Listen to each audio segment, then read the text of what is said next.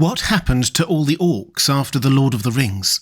Did Aragorn kill them all, even the little baby orcs in their crypts, as George R. R. Martin has suggested?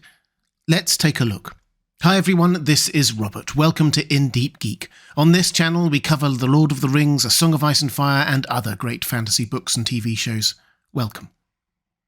George R. R. Martin loves J.R.R. Tolkien. He rereads The Lord of the Rings regularly and often calls him the greatest fantasy writer of all time. But that doesn't mean that he has no quibbles with the story or world building. And a few times he's gone on record with them. In particular, there's this. What about all these orcs? By the end of the war, Sauron is gone, but all of the orcs aren't gone. They're in the mountains. Did Aragorn pursue a policy of systematic genocide and kill them, even the little baby orcs in their little orc cradles? And in tackling this, I suppose we need to get a couple of quick clarifications out of the way first. Yes, baby orcs existed. Tolkien told us in the Silmarillion that they multiplied in the manner of the children of Ilúvatar. And yes, there is a moral question here. Tolkien was categorical about the fact that his orcs weren't irredeemable, so this isn't just a matter of pest control, as it were. That out of the way, let's see what happened to all those orcs after Sauron's fall. And let's start by skipping forward a couple of hundred years to Tolkien's unfinished sequel to The Lord of the Rings. Well, unfinished is probably a bit of an overstatement. He got about 13 pages in before abandoning it. I did a video on it recently if you're interested. Anyway, in that story, The New Shadow, it's very clear that in Gondor at least, and the areas close to Gondor, suggesting the area that was once Mordor, orcs are no more. They are figures of ancient history. They have vanished from the landscape to the extent that most people alive have never experienced the threat of the orcs. Children play pretending to be orcs. While Sauron ruled in Mordor, there were, well, we don't know exact numbers, but surely hundreds of thousands of orcs based on the numbers he could spare to be in his army. These were dominated by Sauron. He controlled them and they feared him. It went deeper than just the control of a dictator. They were dependent on him, to such an extent that when Sauron was defeated, we read that this happened. As when death smites the swollen brooding thing that inhabits their crawling hill and holds them all in sway, ants will wander witless and purposeless and then feebly die. So the creatures of Sauron, orc or troll or beast spell-enslaved, ran hither and thither mindless, and some slew themselves or cast themselves in pits, or fled wailing back to hide in holes and dark, lightless places far from hope. So such was Sauron's control over the orcs that when he fell, many of them wandered witless and purposeless and then feebly died. In other words, amid the cataclysmic events that immediately followed the ring's destruction, Mount Doom exploding, the ringwraiths destroyed, Sauron's power broken, thousands of orcs killed themselves, or were killed by other orcs, or the army of the West in the aftermath of the battle. Some, though, went and hid in hard-to-find places. We'll come back to them. Because when we read about the aftermath of the Battle of Morannon, one of the noticeable things is that there are very few real mentions of orcs. We read that some of the army of the West laboured and fought much with the remnants of the Easterlings and Southrons until all were subdued. The Easterlings and the Southrons were humans, not orcs. We also read that the army destroyed the fortresses in the north of Mordor, seemingly without any significant opposition, and that the human slaves around Mordor were given the lands around Lake Nurnen, in other words, South Mordor, but there's not even a passing reference to any orcs needing to be cleared out first. So the orcs around Mordor seem to have been destroyed or disappeared as a direct result of Sauron's downfall, or its immediate aftermath, not by later purges by Aragorn. We do read that Aragorn and Éomer and their armies set off on a few military expeditions in the years or decades that followed to the south and east, and Faramir, we're told, would have many duties in rehabilitating the lost territory and clearing it of outlaws and orc remnants. But hang on, you might be saying. The orcs around Mordor were not the only orcs. What happened to the others? Well, there were orcs in Mirkwood, based in Dol Guldur.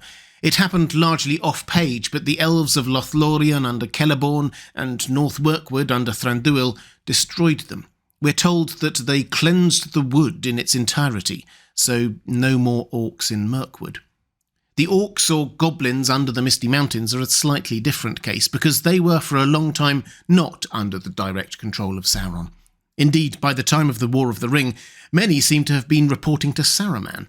And of course, Saruman created some Uruk-hai of his own, gathering a large force at Isengard that went to the Battle of the Hornburg. They were, we're told, destroyed by some Huorns who arrived, sealing off the exit to the valley, which leaves the remainder in Moria and the Misty Mountains. Durin the Seventh of the Longbeards and his dwarven army retook Moria a little way into the Fourth Age, so soon they were gone too.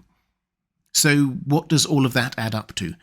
Lots of orcs died in the War of the Ring. Many of the orcs of Mordor appear to have ended themselves after Sauron's downfall.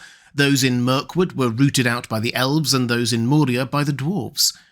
But what about those hidden orcs? What I mean by that are those down in Mordor who fled wailing back to hide in holes and dark, lightless places far from hope. And also the orc women and presumably orc babies who weren't on the front line. Tolkien wrote in one of his letters that there must have been orc women, but in stories that seldom, if ever, see the orcs except as soldiers of armies in the service of the evil lords, we naturally would not learn much about their lives. Not much was known. What happened to them? Well, I suspect that some of them were indeed rounded up and shown little mercy by Aragorn's forces in the immediate aftermath of the war, as I think probably happened in Mirkwood, which was cleansed of its orc and evil presence. Obviously, the modern usage of the word cleanse in this context slightly clouds the issue, but I also think that we shouldn't shy away from the fact that the elves definitely did kill all the orcs that they found. I suspect similar things happened when the dwarves retook Khazad-dûm under Durin the Seventh. But I also suspect that there is another layer here that we should consider. We already noted how the orcs of Mordor, and probably those in Mirkwood, were absolutely under the psychological and no doubt magical control of Sauron, to the extent that when he perished, many of them just gave up and died in various ways. Those in Sauron's army who didn't went to dark places far from hope. What might life have been like for those orcs who survived, far from hope? I think all the evidence suggests that they would have fought amongst themselves.